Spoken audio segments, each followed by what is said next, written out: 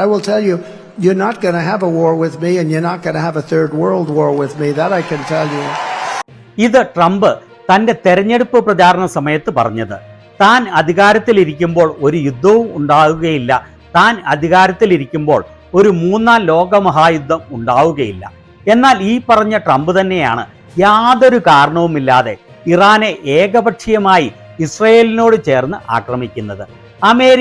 അമേരിക്കക്കാർക്ക് ഒരു പ്രത്യേകതയുണ്ട്.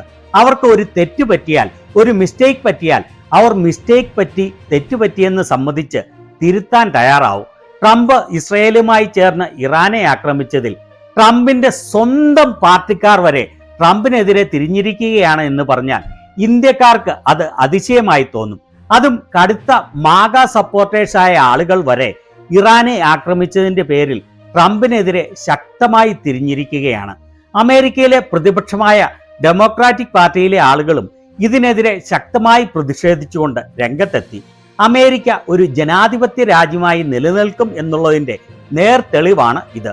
ട്രംപിന്റെ സ്വന്തം പാർട്ടിയായ റിപ്പബ്ലിക്കൻ പാർട്ടിയിലെ ആളുകളും കടുത്ത ട്രംപ് സപ്പോർട്ടേഴ്സായ മാഗ ആളുകളും ചില പ്രമുഖ സെലിബ്രിറ്റികളും ഡെമോക്രാറ്റിക് പാർട്ടിയിലെ ആളുകളും ട്രംപിനെതിരെ ശക്തമായി പ്രതിഷേധിച്ചുകൊണ്ട് രംഗത്തെത്തിയത് നമുക്ക് വ്യക്തമായി കാണാം. ഇതുവരെ നിങ്ങൾ ഈ ചാനൽ സബ്സ്ക്രൈബ് ചെയ്തിട്ടില്ലെങ്കിൽ സബ്സ്ക്രൈബ് ചെയ്ത് പിന്തുണയ്ക്കണമെന്ന് അഭ്യർത്ഥിക്കുകയാണ്. ട്രംപിന്റെ മാഗ മൂവ്മെന്റിന്റെ ഏറ്റവും വലിയ ആളായിരുന്നു ടക്കർ കാൾസൺ എന്ന കൺസർവേറ്റീവ് മീഡിയ പേഴ്സണാലിറ്റി. ട്രംപിസത്തിന്റെ പിൻഗാമിയായിട്ടാണ് അയാൾ അറിയപ്പെട്ടിരുന്നത്. മാഗായുടെ പ്രവാചകൻ എന്നറിയപ്പെട്ടിരുന്ന ആൾ. ഇത് വെറുതെ പറയുന്നതല്ല എന്ന് അറിയുന്നതിന് വേണ്ടി ഇതാ വ്യക്തമായ തെളിവ്. ഇത് വായിക്കുമ്പോൾ നിങ്ങൾക്ക് മനസ്സിലാവും എത്ര വലിയ മാഗ സപ്പോർട്ടർ ആയിരുന്നു, ട്രംപ് സപ്പോർട്ടർ ആയിരുന്നു ടക്കർ കാൾസൺ എന്ന്. അദ്ദേഹം ഇറാനെതിരെയുള്ള ട്രംപിന്റെ ആക്രമണത്തെക്കുറിച്ച് പറയുന്നത് കേട്ടുകൊള്ളൂ.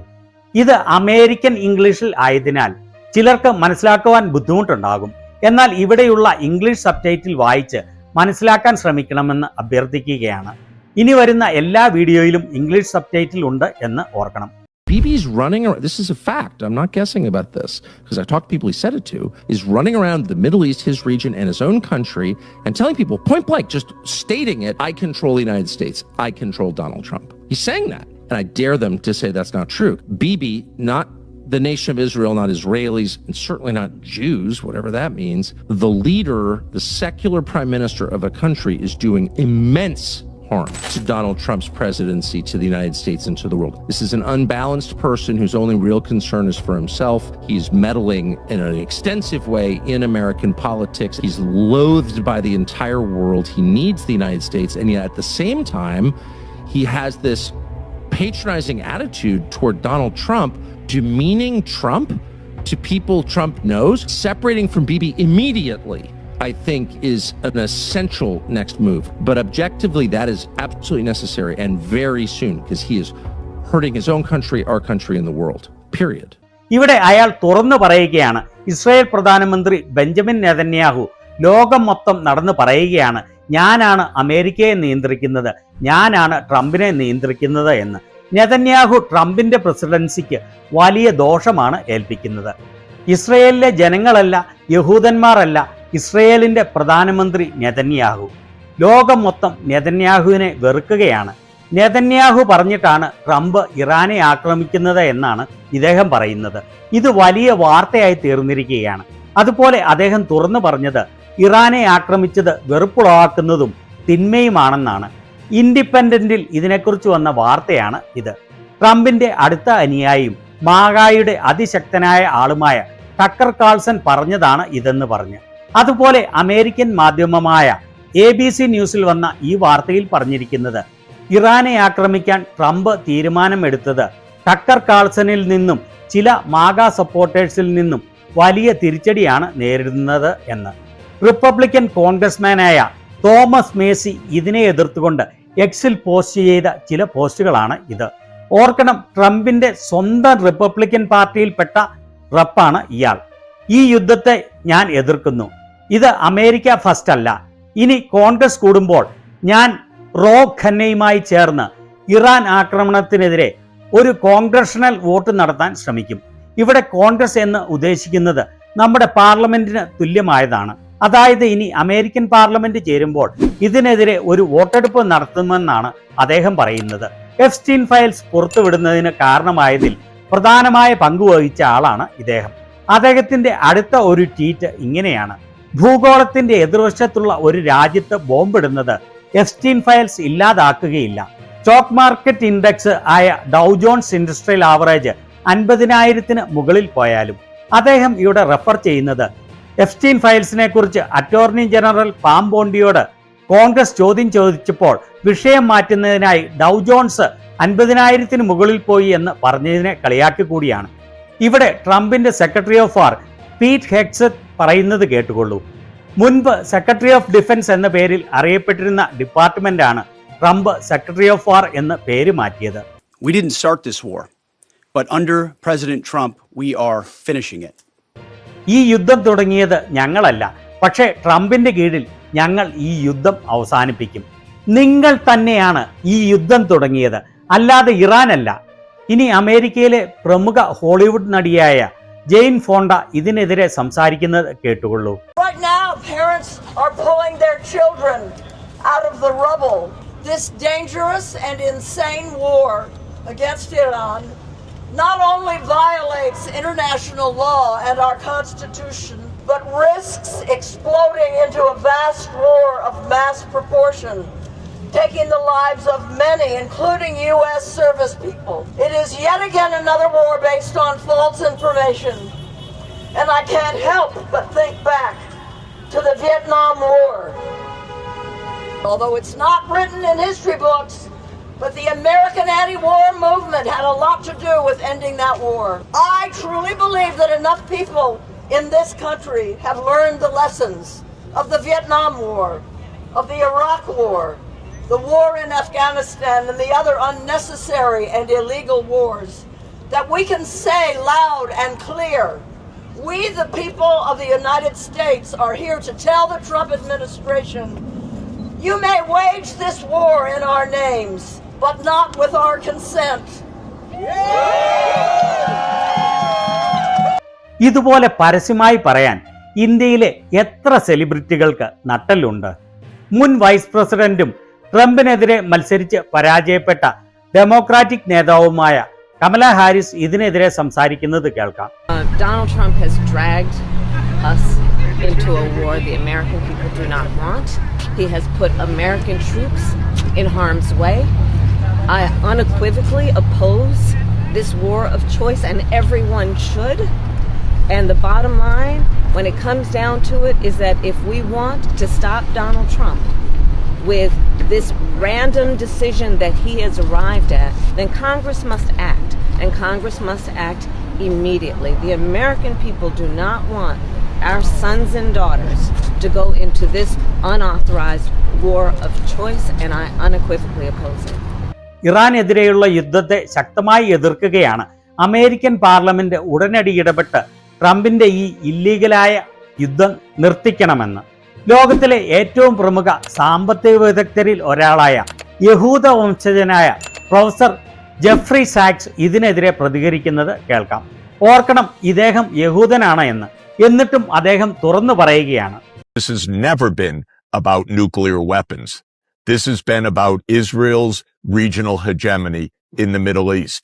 Israel wants to topple the Iranian regime, period. It has said so. This is not a mystery. This is not my claim. This is Israeli policy repeated year in, year out. The whole idea that Trump is negotiating to prevent Iran from getting a nuclear weapon, duh. That was negotiated. Trump ripped it up. The Iranians have come back every year to say, we don't want a nuclear weapon. We want negotiations. The United States does not accept yes for an answer because it works for the government of Israel. This is the point. Why does it work for the government of Israel? It's a little hard to understand. Maybe because it's of Mike Hucklebee's parishioners, because of people who read the Bible and say, okay, that's our foreign policy. That's possible. It may be because of what's in the Epstein files that haven't been released. It may be blackmail, it may be corruption, it may be many other things, but it is not about America's interests. We have no interest whatsoever in going to a war with Iran right now. Yeah, If there is such a war, it's a war because Israel has told the United States what to do. And that raises a question, why has the United States done what Israel has told the United States to do for 30 years? And I don't just mean about Iran. I mean across the Middle East. അമേരിക്കയ്ക്ക് വേണ്ടിയല്ല ഈ യുദ്ധം, American government ഇസ്രയേലിന് വേണ്ടിയാണ് പ്രവർത്തിക്കുന്നത് എന്ന് അമേരിക്കയിലെ ഏറ്റവും ശക്തനായ ഡെമോക്രാറ്റിക് സെനറ്റർമാരിൽ ഒരാളായ എലിസബത്ത് വാറൻ പറയുന്നത് കേൾക്കാം. Donald Trump is taking the United States into war on his own with no authorization from Congress. He is willing to sacrifice American lives for what? For regime change? For a war that the president's own top military advisor has warned will be incredibly dangerous? For a war built on lies? For a war that won't make us safer? I want to be clear. The United States had a deal that could have prevented Iran from getting a nuclear weapon. That was Obama's nuclear deal with Iran, and Trump blew that deal up and got nothing in return. And now he's starting another war in the Middle East instead of doing the hard work of diplomacy to prevent Iran from getting a nuclear weapon. It is reckless and it is dangerous. It is a betrayal of the president's duty to uphold the Constitution and a betrayal of the American people.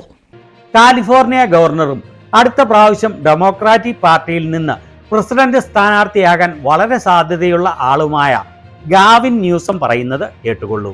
He lied to you. So reckless is the only way to describe this. Destruction is not strength.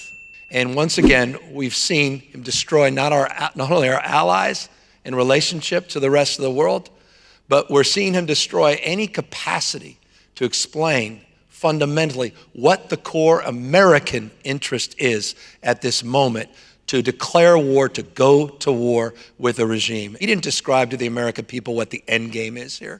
He didn't describe the existential threat of the moment, the immediacy of the crisis at hand. There wasn't one. He manufactured it. That's Donald Trump, the chaos president. This wrecking ball president. അടുത്തത് democratic Congress woman Maggi ഗുഡ്ലാൻഡിന്റെ വാക്കുകളാണ്. I want to take a moment to talk about the president's decision to unilaterally launch a war of choice against Iran, his decision to put the lives of American troops on the line, and to risk a dangerous and costly conflict in the Middle East. I will be relentless in getting answers to the most basic questions that the president must answer to the Congress and to the American people. What are the imminent threats to the American people that led the president to launch this war of choice? Why did we abandon diplomacy? And how will regime change in Iran make the American people safer? Most simply and most importantly, how does this end? Hillary ക്ലിന്റനെതിരെ democratic പ്രൈമറിയിൽ മത്സരിച്ച അമേരിക്കയിലെ ഏറ്റവും ശക്തനായത് എന്ന് അവകാശപ്പെടാവുന്ന democratic socialist senator Bernie Sanders എക്സിൽ കുറിച്ചതാണ് ഇത്. ഇസ്രയേലും സൗദി അറേബ്യയുമാണ് അമേരിക്കയെ ഇറാനെ ആക്രമിക്കുന്നതിന് തള്ളിവിട്ടത്.